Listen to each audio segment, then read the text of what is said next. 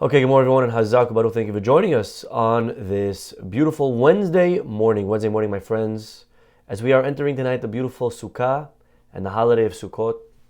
And there are many amazing lessons, there are many amazing ideas. And of course, we know that the holiday of Sukkot, the word Sukkah comes from the word sechach, which means lesachot is to cover, shade. We sit in the Sukkah. We're sitting in the shade of Hashem. We remember, and this is the reason of the Sukkah. The Pasuk says, "Lema'an yed'u dorotechem, ki basukot hoshavti et bnei Israel." God says, I want you to remember that I protected the Jewish people in the desert for 40 years. So sit in a Sukkah and remember that I protected them. And this is the simple reason, the understanding of the Sukkah. It's to remember the protection that we got with the clouds of glory, the Ananei HaKavod, for 40 years. Now we know that we had every day in the desert, not one miracle, but 3 miracles. One of them I just told you, the clouds. But really, we got 2 other miracles every day. What were they? Feel free to write it down. I'll give you a second. We received every day clouds, man, bread from the heavens, and water, the well. Imagine a rock that every day provided water for 600,000 people, men, 3 million people, for 40 years. How much water would you need? That's not going to fit in a rock. So that was a big miracle. Man, bread from the heavens every day, big miracle. We got these 3 miracles every single day for 40 years. And the obvious question is, so then why are we only commemorating clouds? Why is there only a holiday to remember the clouds? Why is it only Sukkot? Why don't we have a holiday where we got to drink a lot of water to remember the water? We have a holiday that we got to throw bread in the sky and catch it, to remember the bread. Why do we have to only remember the miracle of the clouds of the Ananei Kavod by sitting in a Sukkah? This is a famous question that commentaries want to know. And there's a most beautiful answer that Acham Ovadia Yosef brings down. And he says the following, such a special answer. And it connects actually to another idea. And there's 2 similar answers related. But he says as follows. The bread we asked for. The people complained. We said, Moshe, we need bread. We're going to die. We're starving. The water, the people asked for. We're going to die here. We need some water. So we asked for bread, we asked for water. And God responded to our request by giving it to us. But you can't celebrate a holiday to a response. When God shows us that He loves us by giving us water and giving us bread, that's not really a sign of love necessarily. When someone comes to you for help and we give them, that's not enough. You want to know how much Hashem loves us? You see it from the clouds. The clouds we didn't ask for. The clouds, we didn't ask. But God saw that it's something that we wanted. He saw it would make our lives more comfortable. The truth of the matter is, you don't need clouds to live. If we didn't get clouds, we would be fine. We would be alive. You see today, there's Bedouins. People live in the desert without clouds of glory. Okay, I don't think they have clouds. But they're living. They figure it out. We would have made it. You can live in the desert for 40 years. You aren't going to die. You need bread. You need water. You don't need clouds. But God saw that it's something that we would enjoy. We would appreciate. And God went out of His way. And He gave us the clouds even though we didn't request them. And that is a sign of true love. Love means when I see someone need something or someone would appreciate something and I don't wait for them to ask, but I am proactive in giving it to them. That's what we learn from the clouds. That's what we celebrate Sukkot. You know how we know Hashem loves us? We feel God's love precisely from the clouds because we didn't ask for it and He gave it to us anyways. And that's an amazing lesson. An amazing lesson about what it means to love in a relationship, to love the people around us. Many of us, every one of us, I think, if people came to us and they asked us point blank for help, if they said, I need your help, we would be there. You'd say, how could I help? What do you need? But to show love is to be able to not wait for the person to come to you. It's to anticipate. It's you initiating to them. You going over and saying, hey, what do you need? Is everything okay? You look a little bit bothered. That's love. That's what we learn from the Sukkah. That's the most beautiful lesson. And again, it's not about, being proactive in needs, in essentials, in vitals. Everyone was proactive a year ago. Rabbi, how can I help Israel? What are we doing? People are dying. That's beautiful. But to be proactive, even on clouds. Not bread, not water. It's just clouds. They don't need it. It's an extra, but still extra. I like extras. So how can I give other people extras? Don't wait for people to come to you. A guy could say when his wife comes to him and she's breaking down and she's all, she's flustered. She can't take it anymore. Husband says, okay, honey, you know what? Come, let's go. 2 days alone. But don't wait for her to have a meltdown. You don't need to wait till they ask. You could see your spouse is a lot on their plate. So you go to them. You say, hey, listen, let's go out for lunch. On me. I miss you. Right? You initiate. You anticipate. That's love. That's something that we learn on the holiday of Sukkot. Matter of fact, the whole mitzvah of Sukkah, Gemara tells us what triggered the fact that we got clouds for 40 years is actually the fact that Avraham Avinu, when he saw those Arabs, when he saw those the Bedouins, when he saw them in the desert, he said to them, come into my tent. Let me give you some bread. Let me give you some water. Let me give you some shade. And God said to Abraham, because of what you did, because you gave them bread, because you gave them water, because you gave them shade, I'm going to give you, your grandkids in the desert, bread, water, and shade. And you think about this act of chesed of Abraham. This is not an act of kindness that Avraham Avinu came to his door. They didn't come knocking on his door. This was not a passive type of response. This isn't someone came and said, hey, Avraham, I have a few guests staying in your area. Could you host them? Avraham, of course, says yes. The greatness of Avraham is he picked up the phone and he called the rabbi and said, Rabbi, let me know if you have any guests, please. I need people to come to my house. Avraham was looking to help. He was proactive. He went outside. He was brit milah. He was sick. He was inside his tent. Avraham just got a bris, old man. He was in his tent. He could have stayed there. No one would hold him to it. You have every excuse. But Avraham went out looking for guests. Who could I host? Proactive. How can I help you? What do you need?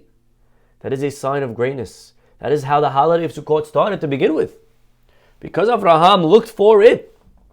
Again, most of us, if chesed, if opportunity came to our door, we would respond. But greatness begins not when it comes to you, but when you go to it. When you're looking for it. In a relationship. There's so many times that we can do this, whether it's with our spouse. Instead of waiting for them to say, can you help me? I can't anymore. To break down. To anticipate. To say, you know what? Honey, tonight dinner's on me. I know you're going through a lot.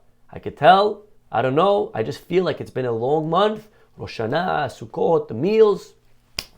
Come. I'm cooking tonight. You go get a manicure. You come home and you say that to your spouse. You are a king. Don't wait for her to ask. Do it before. Preempt. Think about it. Anticipate a little bit. Don't wait for your child to cry and to get bullied and to act out in class till the teacher calls you and says, your child, speak to them, and then you speak to them, and then you find out. Don't wait for them to come and cry to you, Daddy, I haven't seen you all week, I don't spend time anymore with. Don't wait for that. You on your own initiate. You go to your kid, you say, hey, listen, I haven't seen you this whole month. Been so busy in work, I'm really sorry, I miss you. Let's go out. Sushi, me and you, one-on-one. Special treat with Dad. Let's go for coffee, me and you. You initiate. Don't wait for your mom to call you and start hitting you on the head. Oh, what happened? I'm not alive anymore. I'm not here anymore. You forgot about me. Oh, I'm sorry. Of course, come. Let's go out. Of course, you do that when you're requested when it's requested of you. But to initiate, call your parent. Mom, Dad, how you doing? I haven't seen you. Can we go out? Let's go. To be a proactive person in life. There's so many opportunities that we have. In the school, same school we have in the city. So I go in the classrooms from time to time. I try to, create conversation. So just a couple of days ago, we had in the class, Rabbi Uriel was showing them how to make the lulav. When you see it in shul, it doesn't grow out of the ground all set, right? You have to prepare it. You got to tie it together. So he showed them. It was show and tell, beautiful. This is a lulav. It comes from this tree, and it looks like this. And then you take one of them, and then you take hadassim, and it looks like this. And you take three of them, and then you take the arava, and then take two of them, and you tie them together. And this is how you tie it. And this is the best way to tie. This is the second best way. It was just a beautiful presentation that he showed the kids. I was up there in the room, I was observing, and then he said, the lulav is straight, it's like the spine, and the hadassim, they look like the eyes, right? And the aravot look like the lips, and the etrog is the heart, and each one has another message. So he asked me, he said, Rabbi, do you want to share anything? So I decided to ask the kids a question. So I went to the class, I said to the kids, I said like this, I said, listen, I have one question. I'm going to ask you guys the question. It was Monday. I'm going to ask you a question.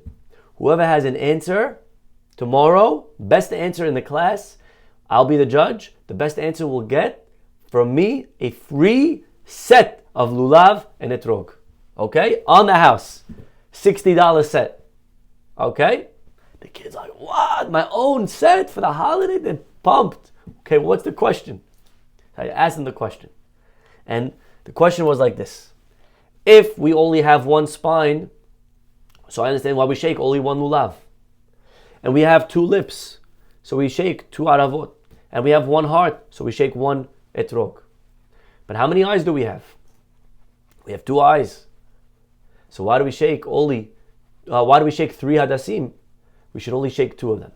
That was the question I asked. The kids were amazed, shocked. Wow, what a question. Okay. They go home. 4 hours later, one of the girls calls me up, FaceTime. Rabbi, is it okay if I come in with a lot of answers? Because my grandpa said one answer, but my uncle said another, and my daddy said a third, and my mommy told me this, and my grandma told me that. And she has like a whole spreadsheet of all the answers that everyone in the family gave her. It was gorgeous. Okay? And beautiful, creating conversation. Fine. The next day, the kids came in, each one with their paper, answers. This one answered that, this one answered that. It was beautiful, beautiful, beautiful. And maybe to one of the answers one of the kids said. One of the kids, everyone gave really an amazing answer. That you have three eyes, right, left, and you need balance also, right? Moshe, Aharon, and Miriam, Hashem's eye, he sees what we're doing, okay? One kid said the nose, because the nose you also could see with your nose when you smell, okay? Brilliant answers. Conscience. But one answer, I think, an answer really to the question is that sometimes you could see something, and sometimes there's something that you don't necessarily see right away.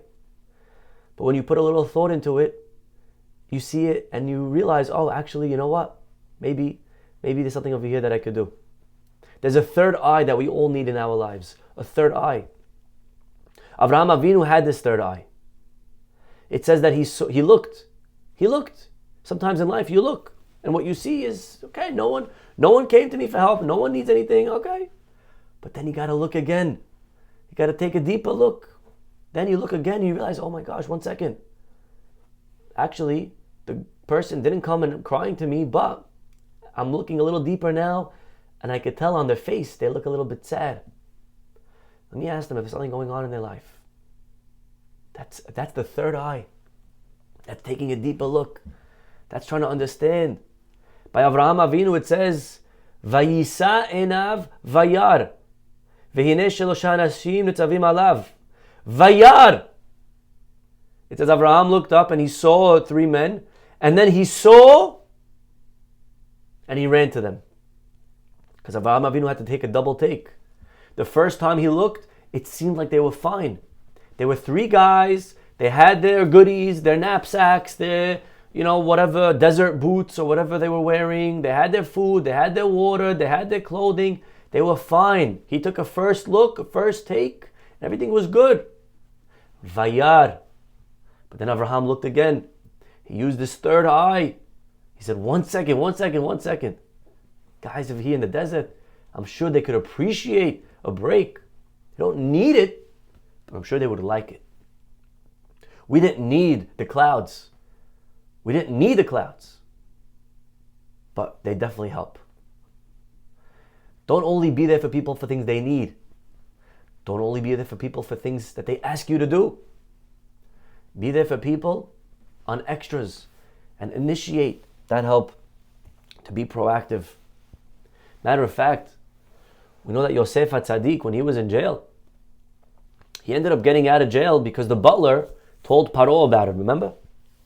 But if you pay attention, how did that whole story start? The butler never came to Yosef for help. The story started when Yosef wakes up and he sees the butler and the baker, and he says to them, Madua penechem ra'im. Hey, why the long face? Why are you sad? Why are you sad today?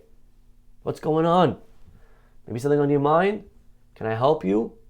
Yosef initiated that conversation. Yosef was proactive in trying to help the people around him. And then, the matter of fact, they said, actually, we had these dreams. They were very disturbing. If Yosef remains a passive person, then he never goes out of jail. Yosef's greatness was because he was proactive. He anticipated. He got up. He saw. And again, this is something that we need to learn in life. Every one of us would respond to a call. Someone called you. I have a family. Yes, put me down. I'm there. But life's not going to always call you. Not always is there going to be something, calling your attention. Sometimes you got to pick up the phone. Sometimes you got to look. And not always does it have to be life-changing events. It'll be like you saved the guy's life. A small thing. You're in shul. You see there's a new guy. So you look, you saw a new guy, okay. But then you got to look again. 1 second, there's a new guy. What's he, where's he eating? What's he doing here? Why is he in shul on Shabbat? He doesn't live here. Is he new because he moved? Is he new because he's just here for the weekend? Is he here for the weekend because he's on vacation? Or is he here on the weekend because someone's in the hospital? How can I help? Go over to the guy. Hey, how you doing? Shabbat Shalom. I don't recognize you. Are you from here? Oh, you're new. Okay. What brings you here? Someone's in the hospital. So sorry. Tell me. Oh, who's sick? How can I help? Be proactive. Be proactive. You see Haron. You see the Gabbai. You see him taking the Torah upstairs. So you could stand up, kiss the Torah, and sit back down.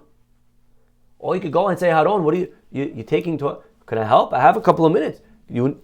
Now, of course, if Haron came and said, hey, I need your help with the Torah, what would you? Of course, here, I'm here. But that's being a responder. Don't be a first responder. Be a first initiator. Don't be a responder in life. Be an initiator. A lot of people would respond, no problem.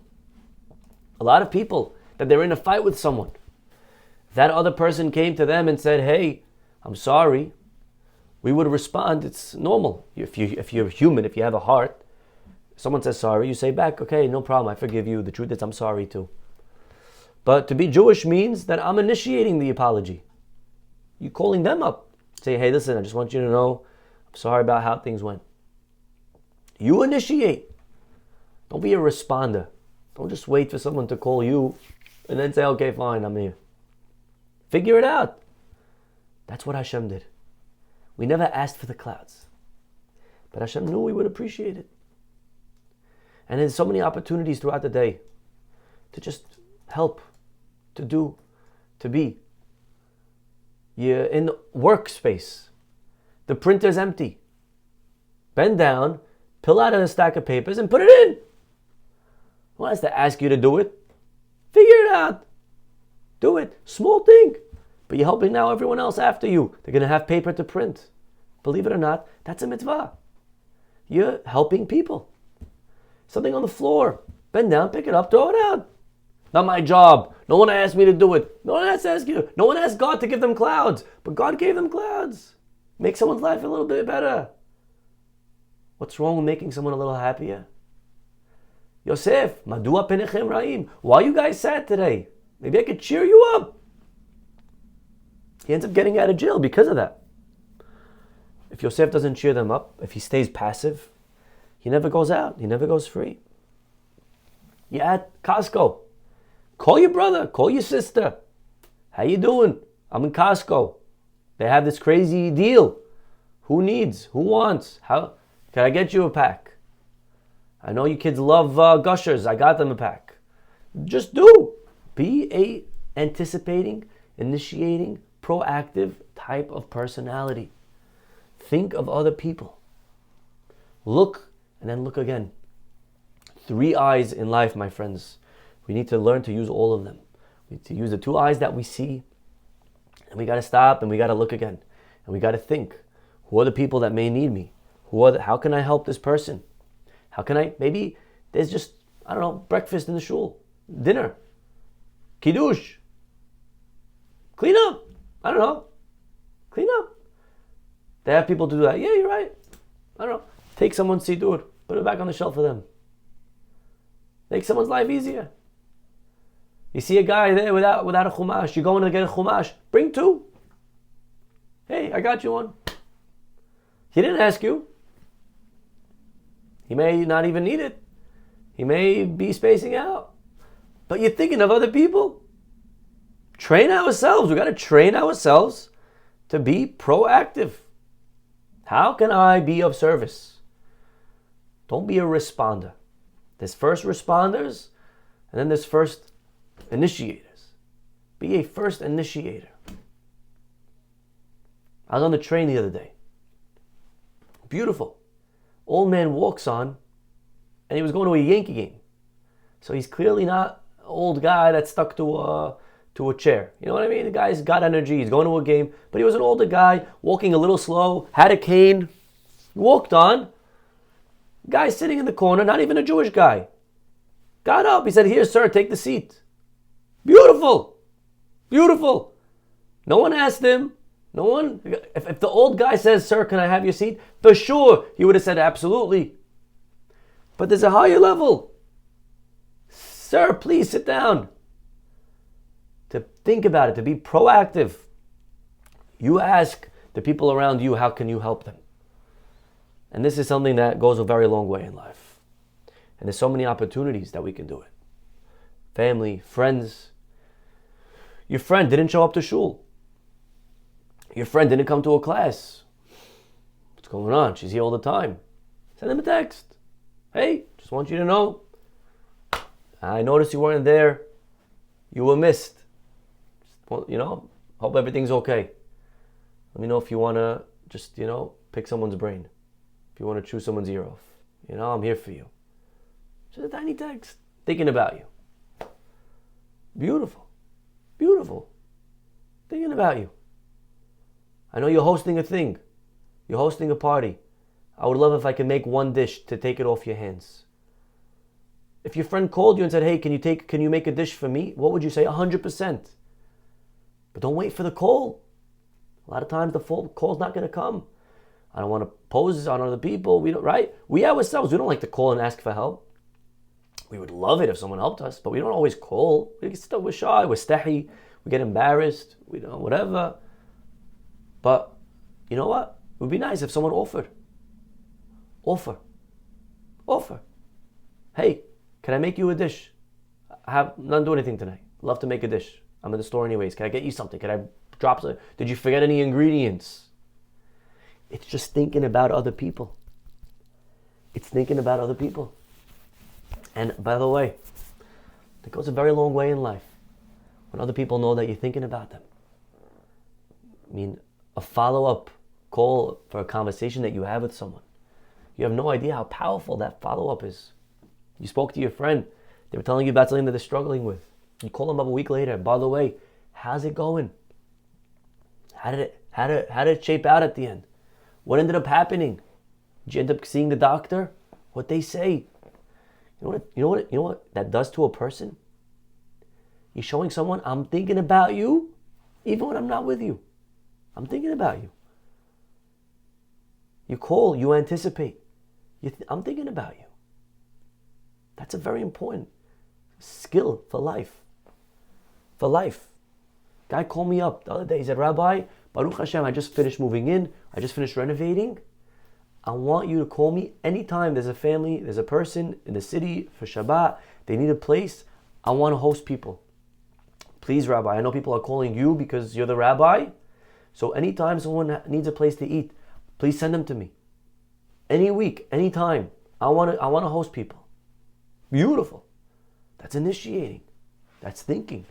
How can I help? How can I help? So as we enter the Sukkot tonight, my friends, it's a beautiful time of the year. But it's also a time that we have to close our eyes and remember, we never asked for this. But God gave it to us.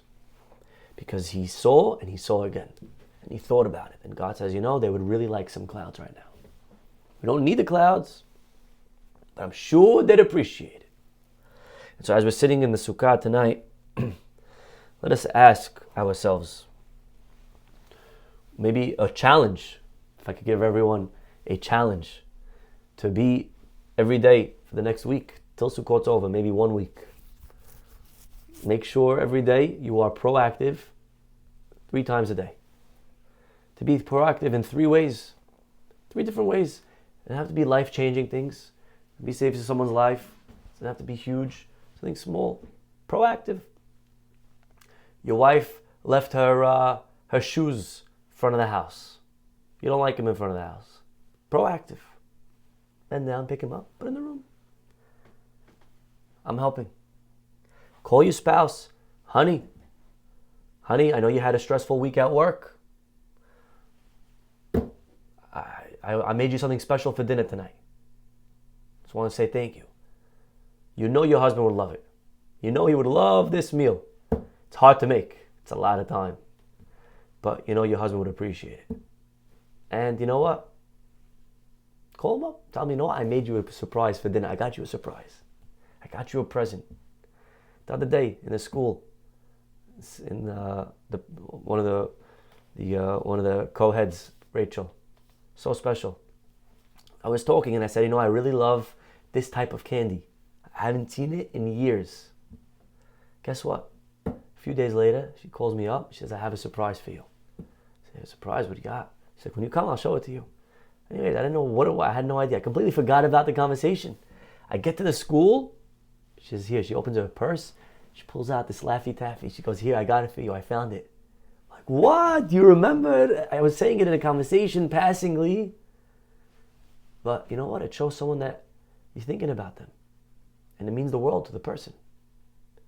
So let us try to find every day, maybe try to pick three different ways that you can be proactive. Try to do 3 acts of kindness that you initiated. Things that you did. Not someone reached out to you, but you're reaching out to them. And B'ezrat Hashem, when we enter the Sukkah, we will be able to incorporate, to internalize these lessons of generosity, these lessons of chesed, to emulate HaKadosh Baruch Hu. And in return, Hashem will see our needs. He'll see our wants. And He will respond as well by being proactive. Terem ikra'u va'ani a'eneh. Even before we call out to Him, He will respond to all of our desires. Stop over here, everyone. Wishing you all a Chag, Sukkot, Sameach, an amazing holiday ahead. And hopefully we'll see you all after the Chag. Amen.